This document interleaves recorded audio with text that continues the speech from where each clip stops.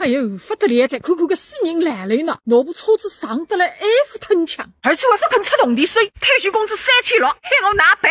东大港雨熙网进 ，Hello， 小戴姐。哎呀，认识这手车吧？这个不是去年老刘送你的3金之一吗？回收多少钱？大盘价减10块，给我算一下，是不是家里边揭不开锅了3块还是米罗的嘞？姐，这个数。哎呦，这么多钱啊！哎，不会算错吧？去年才600多块钱一克，现在已经700多了。你这东西35克，相当于已经赚了4000块了。心动不如行动，来早了不如来巧了。谁汽车个动力谁出来着？你们家里边还有没有这个？有多少我收多少。无差不减，搿种人门槛不是100个斤。哦，我们要摆到这个里面。哎，我那3车子要实在看不过去的，你讲一个车子还开出去了。啊，那3还违法办过一个啦，再高一根也交动力呢？为了吧？搿人让你吃屎吧！趁着我个心多多这一部车子，我的座驾交给你了啊！3300块，臭他！应该讲为谁到700块？